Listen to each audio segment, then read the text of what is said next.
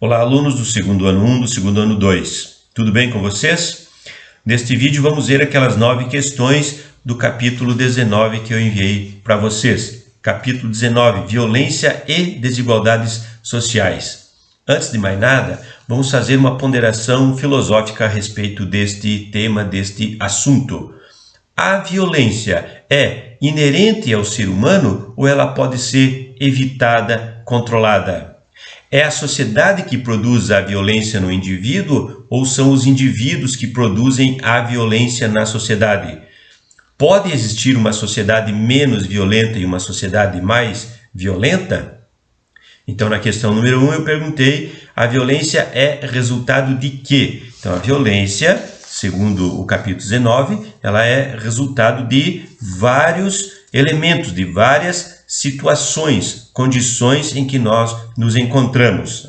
Então, primeiramente, a violência é resultado das condições sociais em que nós nos encontramos, das condições políticas existentes em nossa sociedade e das situações econômicas. Mas, sobretudo, o nosso capítulo diz que a violência é resultado das desigualdades sociais e do baixo nível de cidadania existente em nossa sociedade. Então, num capítulo anterior, a gente viu a questão da cidadania. Para que haja cidadania, é necessário que hajam os direitos dos indivíduos. Então, se os indivíduos não têm os seus direitos atendidos, eles tendem a ficar revoltados e praticar atos de violência.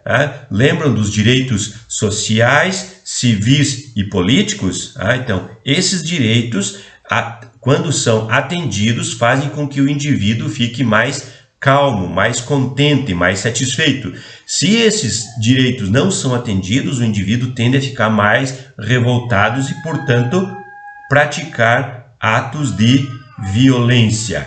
Outra coisa que nós encontramos em nossa sociedade é a altíssima concentração de renda. Então, tem dois polos aí na nossa sociedade. De um lado, altíssima concentração de renda, muita riqueza nas mãos de poucas pessoas, e de outro lado, a desigualdade social. Muita gente na miséria, muita gente na pobreza, muita gente sem cidadania, sem os seus direitos básicos atendidos. Então, isso são situações, são condições que geram a violência. A violência não vem do nada. Simplesmente o indivíduo está sem fazer nada e, de repente, ele resolve tomar atitudes violentas. Não, ele é levado a isso. São condições que apontam para essas situações de violência. É isso que o capítulo 19 está nos ensinando. Na número 2, quais os tipos possíveis de violência? Então, nós temos a violência física, uma pessoa agredir outra com armas e assim por diante, a violência psicológica, a violência sexual, patrimonial, alguém chega e destrói a nossa casa, o nosso carro, então a violência patrimonial, a violência moral, quando a nossa moralidade, os nossos valores são atingidos, e também a violência política, quando nós não somos, não nos é deixado participar da política, nós não podemos opinar, nós não podemos tomar decisões, participar das questões políticas em nossa sociedade. É um tipo de violência. Quando o Estado nos oprime com leis injustas, quando a justiça não é feita de maneira adequada, então isso é uma questão violência, uma violência política. Ouvimos falar muito de homicídio, feminicídio, genocídio, são todas questões de violência. Na escola ouvimos falar muito do bullying, na internet ouvimos falar do cyberbullying, ouvimos falar muito da discriminação, racismo, preconceito, a violência contra crianças, contra mulheres, contra idosos, violência contra animais. Olha quantidade de violência que existe. Mas se a gente tivesse que definir o que é violência, a gente diria o quê? Então, violência é quando uma pessoa é levada a cometer danos a outra pessoa, pelo uso da força, pela força maior do que a necessária. É a desconsideração pelo outro.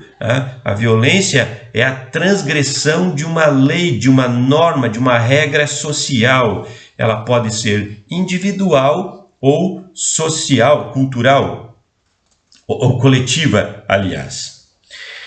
Na questão número 3, o que dizem os clássicos sobre a questão da violência? Então, aqui estou me referindo aos 3 sociólogos que compõem o início da sociologia: Émile Durkheim, Karl Marx e Max Weber, os clássicos da sociologia. Então, o que eles dizem? O Émile Durkheim analisou a questão do suicídio na sociedade.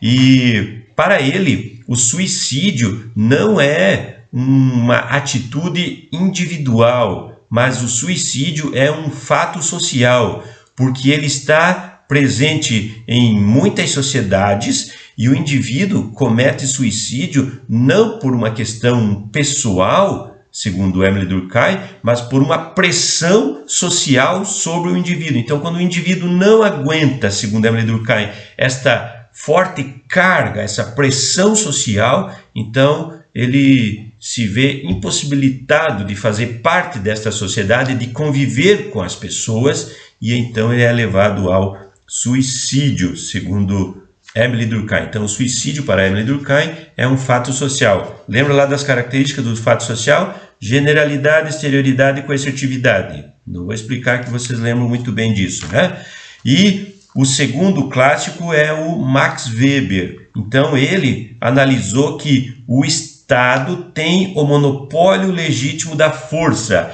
É como se ele estivesse dizendo assim: a violência existe, está aí na nossa sociedade, vez por outra as pessoas se revoltam além do necessário. Então, quem é que vai conter isso? Quem é que vai pôr ordem? Então, não são as pessoas que, por elas mesmas, irão pôr essa ordem, irão impor essa ordem. Para Émile Durkheim, tem que ter uma instituição maior do que as pessoas, acima das pessoas, que vai regrar, que vai ordenar, que vai impor a ordem. Então, e essa instituição para Émile Durkheim é o Estado. Então, o Estado faz as leis, o Estado diz o que pode, o que não pode, através das suas instâncias, das suas instituições. Mesmo assim, isso não é o suficiente em determinadas situações. Então, Émile Durkheim diz que o Estado tem o monopólio legítimo da força. Então, quando alguma coisa sai do controle, aparece a polícia ali para impor a ordem.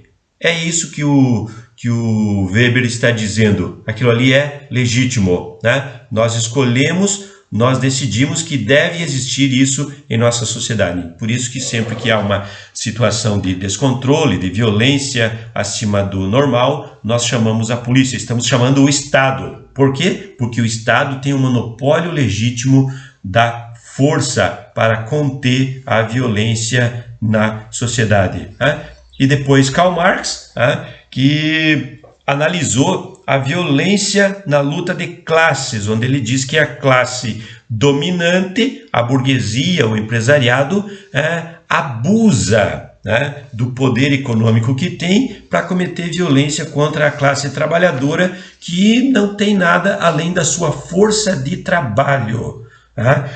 Então, a classe dominante abusa na exploração do trabalhador, fazendo o trabalhador trabalhar mais e ganhar menos, fazendo o trabalhador trabalhar além da jornada de trabalho, e em condições ruins de trabalho.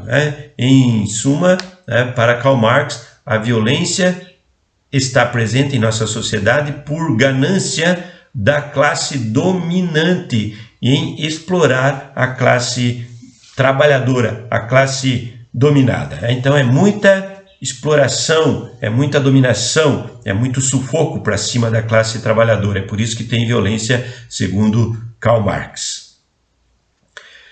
Depois, da número 4, eu pedi para que vocês explicassem o que é a violência simbólica de Bourdieu, este sociólogo francês. Então, a violência simbólica, segundo ele, é a violência consentida por quem é vítima. É como se as pessoas aceitassem como normal e natural um tipo de desigualdade, uma falta de cidadania, a supressão de um direito. As pessoas acabam aceitando isso. Então é a violência simbólica. Ele cita como exemplo a educação. Então, o Estado, que tem a obrigação de dar uma educação boa, de qualidade, uma excelente educação para todas as pessoas, o Estado não faz isso. Então o Estado corta verbas, o Estado não faz investimentos, não constrói melhores escolas, não investe em tecnologias, na formação de professores, não paga bem os professores, aí os professores vão trabalhar desanimados e as pessoas acabam se contentando, acabam consentindo, aceitando esse tipo de situação. Então elas estão sendo suprimidas de um direito, o direito à educação. Mas elas acham que não dá para fazer diferente, não dá para fazer de outro jeito. Então, é o exemplo clássico de violência simbólica, segundo Bourdieu. E o baixo nível de educação vai gerar problemas sociais muito graves, porque as pessoas não vão compreender o objetivo das normas, das leis, das regras, do convívio social, e vão querer fazer justiça com as próprias mãos, por exemplo. As pessoas vão ter pouca noção do que é viver em sociedade. E por que as pessoas têm pouca noção do que é viver em sociedade? Porque não receberam uma educação adequada. E quem é que deveria dar essa educação adequada? O Estado. Mas as pessoas não percebem isso e partem para a violência umas contra as outras, quando na verdade o culpado disso é o Estado, através dos seus governantes, que roubam, que desviam recursos públicos, que fazem falcatruas, e as pessoas não veem esse tipo de coisa. É a violência consentida. Depois, a número 5, a redução da maioridade penal seria eficiente para diminuir a violência? Pedi para que vocês explicassem. Então, o que é a redução da maioridade penal? Legalmente, segundo a nossa Constituição, o indivíduo só pode pagar, ser punido por seus próprios atos a partir dos 18 anos de idade. Mas, na verdade, existem punições antes disso, só que não são as mesmas punições para os adultos. Então, depois dos 18 anos, o indivíduo se torna adulto. Ele tem um tipo de punição. Antes dos 18 anos, ele não é considerado adulto ainda. Então, ele pode ser punido, mas de outro jeito, de outra forma. Então, um jovem de 15, 16, 17 anos não é colocado dentro de um presídio, de uma prisão, junto com indivíduos de 25, 30, 40, 50 anos, porque eles vivem fases diferentes de suas vidas. A diminuição da maioridade penal algumas pessoas que entendem que a lei tem que ser modificada e que o indivíduo passe a pagar, passe a ser punido a partir dos 16 anos, igual os adultos são punidos. Então, na prática, nós teríamos pessoas, seres humanos com 16, 17 anos, sendo colocados nas mesmas prisões de indivíduos de faixas etárias muito maiores. Isso iria diminuir a violência? Isso iria coibir? Isso faria com que as pessoas pensassem duas vezes antes de agir? Será? Na número 6, o que seria o estado penitência? Então, o estado penitência é o estado que ao invés de pensar na educação, na cidadania, nos direitos sociais, civis e políticos das pessoas, o Estado, que ao invés de pensar em melhorar as condições de vida das pessoas, diminuindo a concentração de renda e a desigualdade social, o Estado que só pune, o Estado que só prende, o Estado que, ao invés de dar saúde, segurança e educação, ao invés de pagar melhor os professores, colocar psicólogos dentro das escolas, assistentes sociais, colocar mais médico para as pessoas, é o Estado que só aumenta o número de policiais nas ruas. É só polícia para todo lado, ao invés de construir escola, constrói-se prisões, presídios. Esse é o Estado penitência, é o Estado que só pensa na penalização e não na melhoria da qualidade de vida das pessoas, e não na cultura, na saúde, nas condições de vida melhores para as pessoas. Esse é o Estado penitência. Não existe na história da humanidade e hoje no mundo não existe um Estado que, aumentando a penalidade das pessoas, conseguiu construir uma sociedade menos violenta. Ao contrário, os estados, os países, os governantes que melhoraram as condições de vida das pessoas conseguiram diminuir a violência na sociedade. Isso é fato. Na número 7, o que são a política de tolerância zero e o choque de ordem. Então, isso faz parte do Estado penitência. Política de tolerância zero é uma política que foi implantada numa cidade lá nos Estados Unidos, onde a polícia, para conter a violência naquela cidade, passou a considerar todos os pequenos atos como delitos e penalizar e prender as pessoas por qualquer coisa. Então, se o indivíduo estivesse andando na rua de madrugada e não tivesse o documento, pronto, já é um excelente motivo para prendê-lo. Qualquer suspeito, não interessava o que ele estivesse fazendo, não deveria estar ali. Está no lugar errado, na hora errada, vai preso. Então, política de tolerância zero. O Estado, através das suas forças de repressão, da polícia, não tolera nada e prende todo mundo. Realmente, a violência até acabou diminuindo nessa cidade lá nos Estados Unidos.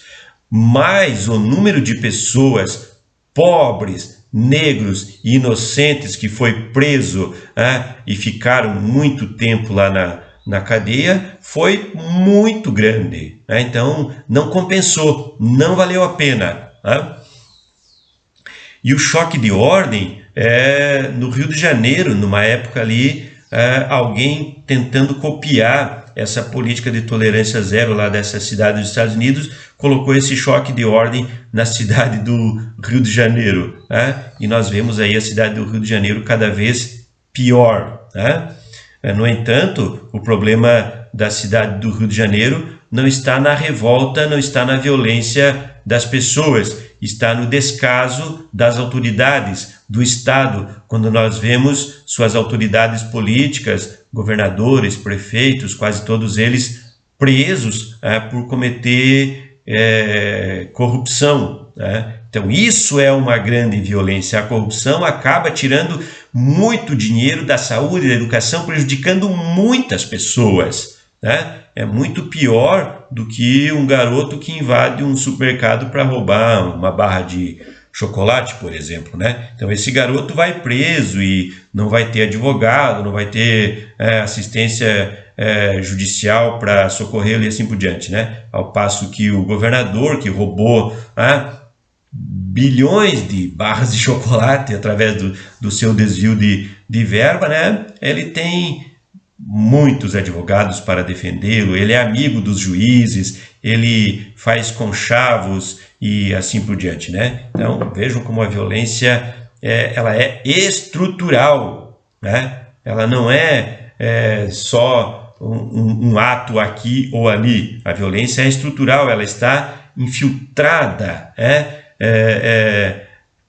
incrustada nas instituições sociais, e isso leva muito tempo para ser resolvido. É um problema muito complexo, Por exemplo, na número 8 nós temos o que são as milícias, e nós temos ouvido falar muito ultimamente das milícias nas grandes cidades, principalmente no Rio de Janeiro, a sua atuação e a sua relação com políticos, inclusive, Milícias e política andam juntos. No entanto, o que é a milícia? A milícia é um grupo constituído de pessoas que são expulsos da polícia, policiais aposentados e que querem ter um ganho a mais, às vezes, acabam entrando para esses grupos que passam a fazer justiça com as próprias mãos. Então, nos morros, nas favelas do Rio de Janeiro, nas comunidades carentes, onde o Estado não está presente lá com a cidadania, dando assistência às pessoas, esses grupos passam a ter o controle, a fazer justiça com as próprias mãos. Então eles dão alguma assistência às pessoas, passam a vender gás, instalar luz para as pessoas, água, internet, enfim, passam a prestar serviços, mas cobram um preço alto. Na verdade, quem tem que fazer essas coisas é o Estado, e não grupos ao par do Estado. Esses grupos são proibidos pela nossa Constituição. Fazer milícia, participar de grupo de milícia é crime no Brasil, é crime. E infelizmente isso existe muito no Brasil, e eles têm uma atuação fortíssima nas grandes cidades, principalmente no Rio de Janeiro. Há tempos atrás os jornais estavam noticiando que as milícias controlam 53% do território da cidade do Rio de Janeiro. Controlam, significa o Estado não pode entrar lá. Ou muitas vezes essas milícias têm tanto poder que eles fazem acordos com as autoridades estatais, com as autoridades públicas, para coexistirem. Então, as milícias é um problema seríssimo, é crime e não deveriam existir. Infelizmente, nós vimos até autoridades muito fortes no nosso país defendendo, dando apoio. Vimos o filho do presidente condecorando o sujeito que fazia parte da milícia, lá na cidade do Rio de Janeiro, quando ele deveria estar prendendo esses bandidos, estava condecorando. Então, a política, o Estado fazendo acordo aí com esse tipo de criminoso. Número 9. Afinal, quem são os verdadeiros responsáveis pela violência? Então, resumidamente, se nós fôssemos dizer, o responsável pela violência em nossa sociedade é o Estado. Por quê? Porque o Estado permite a desigualdade social e a concentração de renda. O Estado não atende à cidadania, aquele conjunto, aquele tripé de direitos que todas as pessoas devem ter. Então, o Estado não atende às necessidades básicas das pessoas, as pessoas se revoltam. Então, a violência não acontece do nada.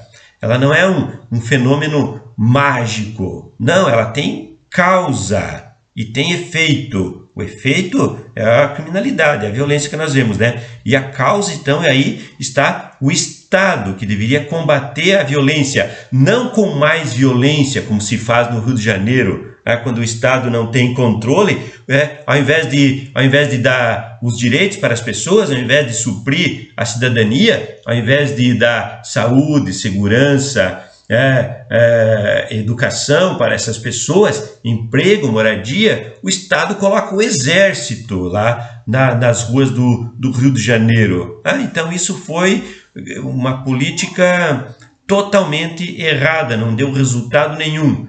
E se gastou muito dinheiro público. Todos nós, cidadãos brasileiros, pagamos por aquele teatro ali que não teve resultado nenhum. O Exército não diminuiu a violência nem na cidade do Rio de Janeiro e nem em outros lugares, né? Então, concluindo o capítulo 19, é fato que nós vivemos em uma sociedade muito violenta. Mas ela é muito violenta por quê? Porque há altíssima concentração de renda e uma desigualdade social das maiores do mundo nós temos no Brasil. Não a maior, né? Mas uma das maiores desigualdades sociais do mundo, né? Aquela ideia de que a gente tem que ter mais polícia para coibir a violência, né?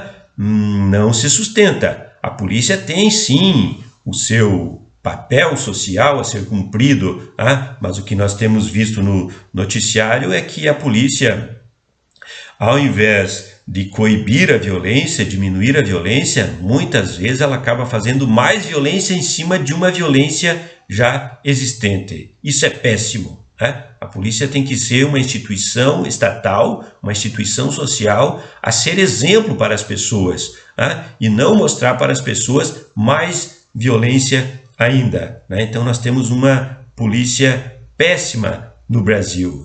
Não é o policial, aquele trabalhador que vai lá enfrentar o bandido criminoso que é culpado. Não é o policial. O policial, coitado ali, ele é um trabalhador, ele é uma vítima do sistema político e econômico. O policial ali é um trabalhador, tá certo? Muitas vezes ganhando baixíssimo salário e sendo formado, sendo educado erradamente. Ao invés de ele ser educado para coibir, para diminuir a violência, muitas vezes o policial é educado, é formado para praticar mais violência ainda. Então veja aí, quem é o culpado? O Estado. Porque é o Estado que forma o policial, é o Estado que contrata o policial, é o Estado que controla, que administra a vida social do policial, do profissional. Então, o que é que nós poderíamos fazer para diminuir a violência em nossa sociedade? Algumas dicas aí o capítulo 19 dá. Diminuir a desigualdade social, o Estado menos violento, mais cidadania para as pessoas. Veja como a questão da cidadania que nós estudamos anteriormente é importante, porque a cidadania vai propiciar os direitos para as pessoas, direitos civis, políticos e sociais.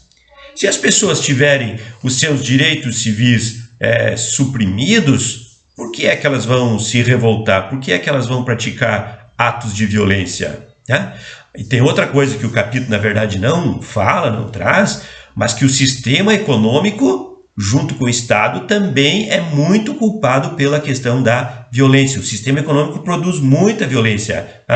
O capitalismo introduz a ganância nas pessoas, e por isso nós temos uma sociedade tão desigual e com tanta concentração de renda. O sistema econômico, o capitalismo é que produz essa violência, já que o capitalismo é hegemônico no mundo, e todos os problemas sociais, ambientais e guerras e conflitos que nós vemos no mundo, por culpa de quem? As pessoas não nascem com o ímpeto violento.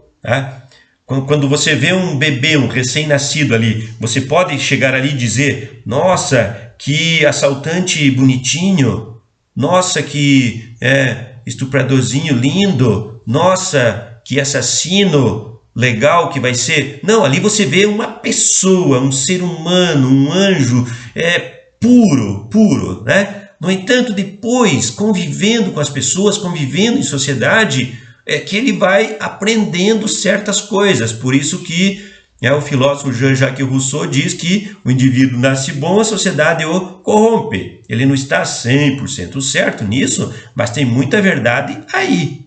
Quando nós nascemos, não trazemos dentro de nós esse ímpeto violento, mas nós aprendemos muito isso depois. Se nós podemos aprender as coisas erradas, o crime, a violência, nós também podemos aprender as coisas boas. Mas quem é que tem que ensinar as coisas boas para as pessoas? Quem é que tem que mostrar o que é certo e o que é errado? O Estado, através das suas instituições, não permitindo a violação das leis e dos direitos das pessoas, e suprindo a cidadania para todos. Então é assim que nós vamos construir uma sociedade melhor, cada vez com mais estudo, educação, ciência, tecnologia ao alcance de todos. Não adianta termos altíssima tecnologia, altíssimo desenvolvimento tecnológico e as pessoas não têm acesso a esses produtos. Isso também causa violência. Mas quem é que não permite esse acesso? O capitalismo. Então o capitalismo tem que ser corrigido nesse caso aí. Então, aquilo que eu estava dizendo, o que é que nós temos que ter? Sempre educação, estudo, conhecimento, cultura. E não só pensar na exploração das pessoas, não só pensar na penalização das pessoas. Vamos suprir as pessoas dos seus direitos sociais, civis e políticos, que são garantidos na Constituição. Não estamos pedindo nada além daquilo que é legal. Não estamos inventando nada, estamos pedindo aquilo que é legal. E quem tem que fazer isso? As nossas autoridades políticas. Por isso a responsabilidade na hora do voto, de eleger pessoas responsáveis. Se o indivíduo, na sua vida pessoal particular, não tem lá uma vida muito boa, como é que a gente vai escolher ele para ser o nosso representante político? Então tem que ter muita responsabilidade com isso também.